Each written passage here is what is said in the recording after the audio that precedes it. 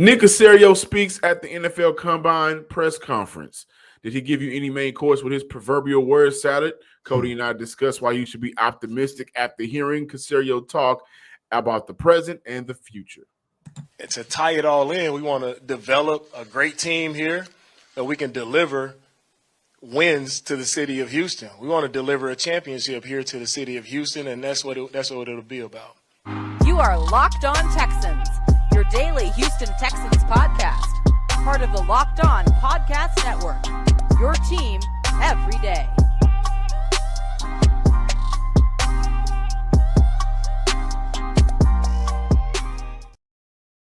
Welcome in, everybody, to a Wednesday episode of the Locked On Texans podcast, a part of the Locked On Podcast Network, your team every day.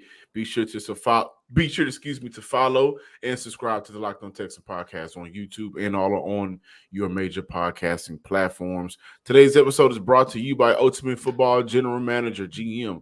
Ever dreamed of becoming an NFL GM and managing your own franchise?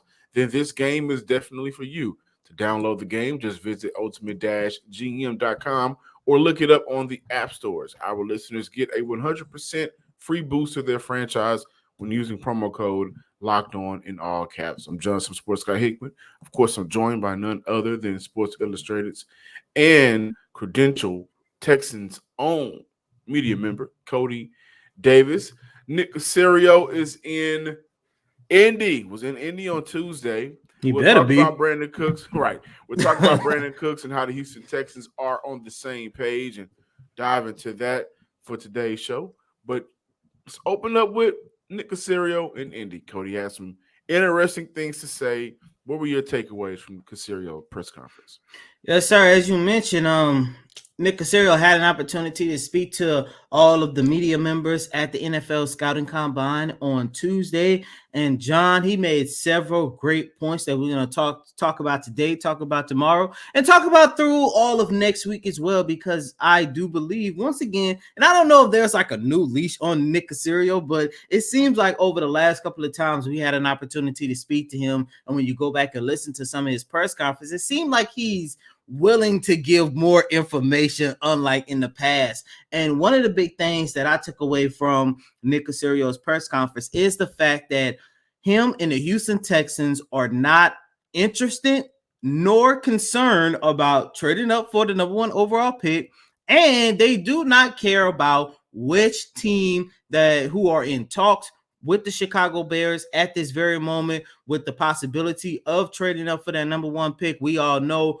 whoever that team is, they also have their eyes set on either CJ or Bryce, the top two quarterback prospects entering this year's draft. And my favorite part of that press conference, my favorite part of what Nick Caserio had to say about that situation, he said, every single time you go into a draft, you always have about 3 to 4 prospects at every single position that you are looking at. If somebody takes one guy, you just move on to the next one. And I love that, because that is something that you and I have been talking about a lot here on this show, how one, it did not make sense about the Texans moving one spot ahead so they could pick, they could have a better opportunity to give their pick between CJ or Bryce. But once again, this also shows me that a lot of teams, and of course for this conversation we're talking about the Houston Texans, that I don't think too many teams see a difference in between CJ and Bryce. And Nick Caserio, his statement let me know right off the bat that at the end of the day, with the number 2 overall pick, they will be getting a quarterback, and they do not care who is sitting at number 2. One of my more interesting quotes from Nick Caserio came after he was asked, what does having a lot of draft capital give you in terms of moving around in the draft? I thought that was interesting. His response was along the lines of having extra draft capital gives you optionality, which you don't necessarily always have. Continue where we've created some type of optionality for ourselves organizationally. In the end, it's about what do we do with those picks, with those resources. And he continued by saying, I don't want to say it's a 50-50 proposition, but in some respects it is. But the later you get in the draft, the percentage goes down. I think we positioned ourselves in a pretty good spot. So what do we do now in terms of actions will be more important than anything else. And I took away from that thinking to myself, are the Texans buyers during this offseason? I mean, excuse me, sellers in the offseason. Will they look at moving around from the 12 and 33 overall pick in order to maybe acquire a player that they believe can really help them out right now? And if there's a move out there that could help this team be more competitive, I think they could possibly strike. Another interesting quote from Nick Caserio was focus on 2023 with an eye to 2024. I've talked about this. We try to look at it in a 2-year window. So 2023, 2024, how are you positioned? Draft capital, players under contract, cap space, and all of those things. I wanted to combine that by saying, listen, if there's a move out there in this draft that can make this team better now and for the future, I don't think it's far-fetched to think that Nick Caserio won't make that move to bring in a player, to maybe give himself some more optionality in the draft if somebody wants to move up and that deal is, good enough to too sweet to pass on. I don't think Nick Caserio is aiming to have a rebuild-ish type of year. I think this team really wants to be competitive, right? And so optionality, saying things like that and looking at 2024 with an eye on 2024. They're going to do some things this offseason that is going to help them from the last offseason where they was able to kind of build a foundation with some of the drafted players, with some of those free agents that they picked up last year. And they're going to look to get this team better than what it was. And so I think with the optionality thing for Nick Caserio, his mind right now is focused on just building a better team that can be competitive. And I think that with either one of those two picks, it's a possibility that Houston may move on from him if it makes sense.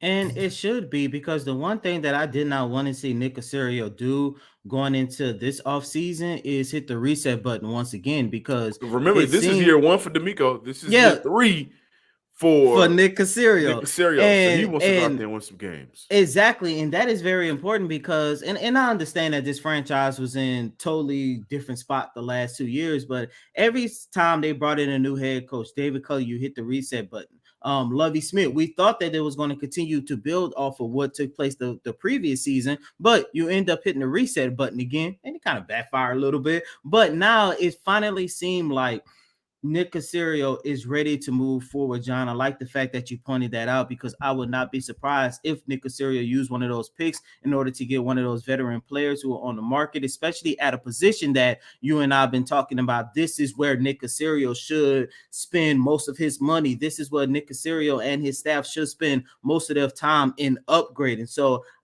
I like it because it finally seems like, even though we have D'Amico Ryans, by the way, he said he's looking at this as a 2-year plan. That's the first time I've ever heard Nick Caserio say anything about a 2-year plan. There's always, we're going to focus on this year and this year alone. But I like the fact how you brought in D'Amico Ryans, and it seems like this team is finally going to go from step 1 of a rebuild that they've been in over the last 2 to 3 years, that they finally going to make that transition into that jump into the second phase of this rebuild. Absolutely. Another takeaway that I have from Nick Caserio, because I know we're going to get into some Brandin Cooks talk, but how do you think the game has changed, and how does that factor into your evaluation process? An amazing question, by the way. And I think this is the quote that will, we will be able to judge Nick Caserio on during the rest of his tenure here, which may not see the full tenure of D'Amico Ryans. As my man Brandon K. Scott said, the next time somebody get fired, it won't be the head coach. So in response to that, he said, it's a space game. Really, it's a multiple receiver, multiple defensive back game. Continue it by saying, I don't know the percentages. You guys can really look it up, but probably around 70% nickel defense has been played. Nobody plays base defenses anymore, right? Continue it. How do you handle the different personnel grouping? So you're trying to defend space horizontally and vertically, and teams are going to try to do a really good job of implementing some of the same concepts in college to our game, trying to stay ahead of some of those trends The league is constantly evolving. We have to evolve on our end as well. How we evaluate players, how we evaluate what we want to put a premium on, and all of those types of things are relevant. Now, the reason why I think this is the quote that we should judge Nick Caserio on for the next 2 seasons or during the rest of his tenure here in Houston is simply because he knows his team has been bad with depth and statistically some of the worst defenses in the past couple of seasons. Listen, 170 yards rushing allowed in 22, 142 in 2021, 160 before that. During Caserio's tenure so far, the Texans have ranked 29th, 26th, and they improved last season with 15th in third down defense. A large part of hiring DeMeco Ryans was not only because he was the hottest coach on the market, but he and Caserio clicked whenever they discussed what this team should look like defensively and on the offensive side of the ball, what that vision is. And now I think that vision coincides with one another. So that exact quote is what we should really judge Nick Caserio by, because now you have the man to create this vision that you've been having since you got to Houston, but will you be here to see it through? That's the importance of it. Even offensively, adding the likes of Coach Laser, Shane Day, giving them weapons, multiple receivers, giving them the weapons that they need, building depth, and seeing this team play competitive football offensively. That is what he wants to do. That is the quote we should judge him on. And from now moving forward, through the draft, through free agency, helping build this team throughout the season, I'm going to always come back to that. Today's episode is brought to you by Ultimate Football GM. You've heard us talk a lot about the mobile game app on this show. Now it's your turn to compete. You have a dream of becoming an NFL GM and managing your own football franchise? Your dream can come true. This game is definitely for you. You will manage every strategic aspect of your team, play through seasons, and lead your team to glory, trying to build a dynasty. Hire the right coaches and coordinators, trade for players, navigate your franchise through free agency and the draft and all of the ups and downs of a season. The best part about this game is it's completely free and playable offline, on the go, when you go, as you go, whenever you want to. It's up to you. Our Locked On Texans listeners get a 100% free boost to their franchise when using promo code Locked On in all caps in the game store. That's Locked On in all caps, so make sure you check it out today. Ultimate Football GM, start your dynasty now. Welcome back in, Locked On Texans listeners and viewers out there in the Texan Spaces world. It's been kind of crazy as of late, but I think better days are on the horizon. Before we talk about Brandin Cooks, another quote that I loved from Nick Caserio that we probably should expand on later is, he mentioned how many times a year or two after free agency, there's the greatest player free agent signing ever, and then a year they're cutting the player. I think that's very important to talk about, so we'll save the rest of that for later. But Brandin Cooks, the Houston Texans will go and get your boy up out of here, Cody. That's what I'm going to say. They're going to go and get him out of here. Nick Caserio did mention that they are going through the process of trying to meet his trade request. Multiple teams in the NFC, AFC are interested in Brandin Cooks right now, per league sources, per Aaron Wilson. And they've been having respectful dialogue between the two parties in terms of Brandin Cooks and Nick Caserio in the front office. My thoughts about this is going to be short and sweet. Nick Caserio is going to do the same thing with Brandin Cooks as he did with Deshaun Watson. He's going to wait and strike hot when the best deal is on the table this offseason. You may look at it and say, man, you really should have made that deal during the season when you could have got maybe back maybe better for his value at the time from Dallas. I think Green Bay's on the table. But I think Dallas, if I remember correctly, was the main team that really wanted Cooks. You probably should have, traded him then, but you can't live in the past. So moving forward, there are going to be teams out there that really could use a Brandin Cooks. And the best part about Brandin Cooks is there's no trade clause. So if there's a team that comes calling and it's in benefit, it's more in the favor of Houston and it benefits Houston more than Brandin Cooks, yeah, well, I can see Nick Caserio saying, thank you for your services. We appreciate you. This is where we're going to send you. this is where we're getting back. Unless we play you again, sayonara, see you. Don't let the good Lord, hit you. Don't let the door hit you with a good Lord split you. So, um, smart move. And Brandin Cooks has been a pro about this. Outside of the tweets during this entire offseason, he's been solid on his behalf. I think Nick Caserio in the front office, like they mentioned, have already been working towards getting that deal done to get him out of here. Yeah, and it's the right move to do. A couple of weeks ago, and I came on this show and told you guys that I was told by a source that players on the Houston Texans side was trying to talk Brandin Cooks into giving it one more year with the franchise, especially given the hiring of the Miko Ryans. However, John, the one thing that I did not like about that, and the one thing that I'm happy for now that we have had an opportunity to hear from Nick Caserio, is the fact that they are giving D'Amico Ryans a 100% clean slate, especially considering everybody's favorite statement that he said at his introductory press conference, that he does not want any type of blood-sucking vampires, whether it's on the coaching staff or players within the locker room. And when you take a look at Brandin Cooks, yes, this could have been an opportunity for him and the organization to mend their relationship, like they had an opportunity to do with Laramie Tunsil last offseason. However, during the whole trade deadline, as you alluded to, everybody know the story. I think it was just too much going on, especially the "I covered up for lies for so long" type of tweets that he put out.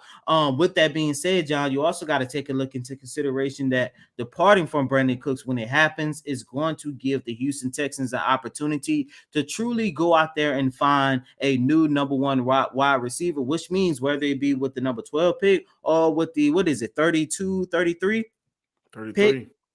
with the 33 pick, you're definitely going to see the Houston Texans select a wide receiver who has the potential to be your number one target, not just for 2023, but hopefully beyond with your new quarterback. But the only concern that I have is whether or not Nick Caserio kind of missed a window of opportunity of actually getting the most, if not more, for Brandin Cooks's value. Because I think if he would have moved on from Brandin Cooks at the trade deadline, you always look at me when I say this, but I think probably at best they could have got a second round. If not a second round, I think the general public believes he could have been at least a third round pick. However, everyone has seen that this year, and you called it, everyone has seen that this year that Brandin Cooks has taken a step back. He is no longer a team's number one wide receiver like he's been on several occasions. However, I do believe that the best thing we can hope for is for a team that's on the cups of winning a championship, that needs like a second target in their system, and they're basically willing and can afford to give up a third, maybe a fourth round pick, and maybe Nick Caserio could package that with another pick in hopes of moving up in the drafts, or making a move for another young prospect that they can utilize in their rebuild. But you guys know me, B Cooks was one of the homies. I say about final goodbyes in January because I knew it was a long shot that he wasn't going to be here for this upcoming season. But I think it's just best for this organization, especially considering that it seemed like every time the Texans brought in a new regime, whether it was Nick Caserio, the last two coaches, it was always like some old carryover that they always had surrounding the organization. Now, all of that drama and nonsense gone. Do the same for D'Amico Ryans to get Brandin Cooks up out of here. We're really excited about our new sports betting partner for Locked On because they're the number one sports book in America, FanDuel. And if you've never tried FanDuel, if you're new to FanDuel, that's even better. They have so many great features that make betting on sports fun and easy. New customers join today and get started with the $150 in free bets guaranteed when you place your first $5 bet. Just sign up at FanDuel.com/locked on. So football fans, don't miss out. NBA fans, don't miss out. MLB fans, don't miss out. Place your first $5 bet to get a $150 free bets credit, win or lose, at FanDuel.com/locked on. Welcome back in, Locked On Texans listeners and viewers. Thank you for sticking around to this point of the show with us, because now we got to talk about free agency. We mentioned quarterback position and Case Keenum as a possibility. Cody and I split hairs on that one. However, I don't think nobody will split hairs on the fact that Houston desperately and definitely need to upgrade their running back position. Free agency, along with the draft, of course, but free agency is where you can bring in a vet that has some NFL experience around the league and can probably play in any system. Mainly running backs can. So for today, the running back position is what we're talking about. Cody, let's go ahead and dive into it. Yes, sir. And the running back who I think the Houston Texans should invest in during free agency this year is D'Onta Foreman, a former member of the Houston Texans. And the reason why I picked D'Onta Foreman is because when you take a look at the backfield, the Houston Texans desperately need a running back who can take the helm as this team's number 2 running back. And when you take a look at D'Onta Foreman, he had the opportunity to prove that not just in 2021, but also in 2022. In 2021, he stepped up as this team's back, as the Tennessee Titans backup running back when Derrick Henry went down. He finished the season with 566 rushing yards, 3 touchdowns this past season. When the Carolina Panthers moved on from Christian McCaffrey, trading him to San Francisco, he stepped up as that team backup and most reliable running back. Finished with a career high 914 yards with 5 touchdowns. And when you take a look at what D'Onta Foreman can provide, whether he is the number 2 running back entering the game that you're going to utilize him on situational purposes, or knock on wood, if your starting running back, i.e. Dameon Pierce, get hurt, you still have a really valuable and really reliable back that you can rely upon to kind of keep your head above waters. And for those of you guys who don't remember, I'm pretty sure some of you guys do, but D'Onta Foreman was a 3rd round pick for the Houston Texans in 2017. Did not get a true opportunity, but that was during the whole Bill O'Brien reign. It seemed like if your name wasn't Deshaun Watson or maybe Justin Reed or whatever the case might be, you already know Bill O'Brien, for some odd reason or another, did not like playing rookies and players that was in their 2nd or 3rd year. D'Onta Foreman, was part of that. Not only that, in his last year, I believe it was in 2019, he sustained an ACL injury. But as I just mentioned, he did a great job reestablishing himself, reestablishing his career. Now, when you take a look at the fact that there is a new regime, especially a coach DC, John, as you always like to say, development coach D'Onta Foreman, his age matched with the Texans rebuilding plan. He's in his mid to late 20s as of right now. And not only that, you're looking at a veteran. Everyone knows how much I appreciate the fact of a rebuilding team like the Texans getting their young promising players, i.e. Dameon Pierce, a veteran that they could lean upon. And also, signing D'Onta Foreman isn't going to, break the market for the Houston Texans or anything like that. I think it'll be best you bring him in on a 2-year deal and, just let him take the helm as your team's number 2 running back.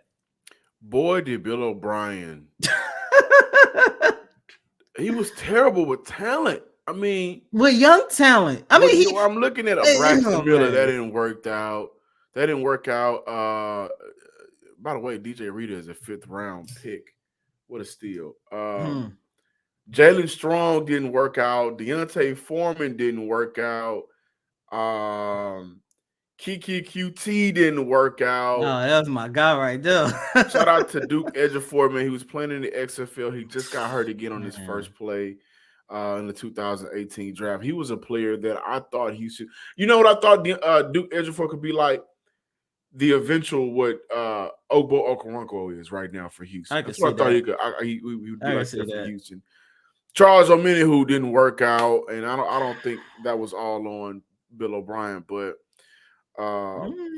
man, I mean, then you look at the 2020 draft, that was just terrible. A lot of players did not work out. Isaiah Coulter, John Reed, Javier Posey didn't work out. Keyshawn Martin didn't work out. Anyways, when you look at the running back pool for free agency, There are some guys here that can help Houston out, man. And Cody, Deontay Foreman is one of those players that, again, didn't work out in his initial stop in Houston. But I would wonder if he would be open to coming home now that there's a D'Amico Ryans as your coach, and Nick Caserio in the front office. And it's not Bill O'Brien trying to wear all these hats at one time and screwing up on each and every one of them, right? So I'm not mad at Deontay Foreman. I don't know if Carolina lets him go. I think they may get a deal done with him to keep him home. Him and Cuba Hubbard, played very good together. When McCaffrey went down, they was able to kind of make a push at it towards the end of the year when they almost made the playoffs by winning that division. You got guys in this pool like Dearness Johnson, Jeff Wilson, who I mentioned before, I think would be a good signing for Houston. Miles Sanders is also an unrestricted free agent. I don't know if Miles Sanders' timeline fits with what Houston maybe want to do right now. Miles got a taste of that Super Bowl. So you know, like Chris Paul say, I'm addicted to playing in championships games, which somebody else responded. I'm glad he had an opportunity to beat his addiction.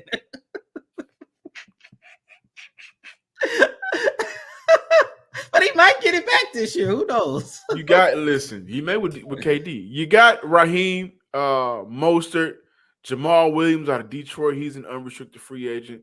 Kareem Hunt is the guy. He'll be 28 by the time the season starts. I don't know about Kareem.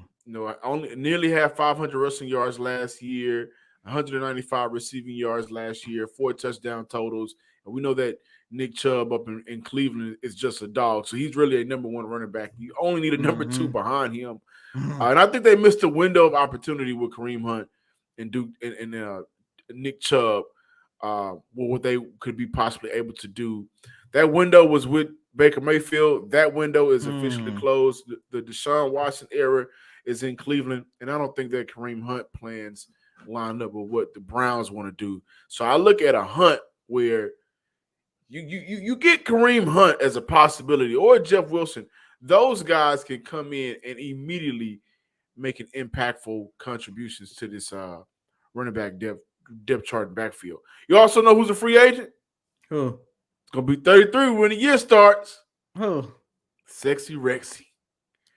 Rex Burkhead. Retire. If D'Amico Ryans can talk Nick Caserio into letting him go, he already got my vote for Coach of the Year. That's one of the main things. There shouldn't be no talking to let it happen. Why has he not posted his announcement about his retirement? I was just thinking about that the other day. I'm starting to get John. There's no way in hell. I need the Rex Burkhead Instagram post in black and white with the sun behind him and the caption, "I did everything I could. Now it's time for me to do other things." Something deep like that. You need to announce to him to get up out of here. You need that because he was valuable for your favorite team in the Patriots. Us down here in the city of Houston, we don't need no damn post. Just say I'm done and that's it. Don't even oh my God, I can't. I'm telling D'Amico, if you're listening, talk Nick Caserio into not letting Rex Burkhead come back. If you do, you automatically have my vote for Coach of the Year. Plain and simple. It's crazy to even think he got to talk him into doing it. Oh, thank you, guys. By the way, Justin Jackson, also from Detroit. Man, he had some good games for Detroit last season. I don't know how Houston. I think Justin would be a good fit. A good fit for Houston. You know, he's right now he'll be 27 by the time the season starts. Maybe he could be a good fit, good third back. We'll see, man. I think Houston will still address the running back position in the draft during some of those later rounds. Thank you guys for checking out today's episode of the Locked On Texans podcast. Be sure to follow us on Twitter and subscribe to the Locked On Texans YouTube page. And as always, I'm your host, Cody M. Davis. Please remember to follow me on Twitter at CodyDavis_24. Once again, it's Cody, COTYDAVIS_24. Until next time, ladies and gentlemen, peace.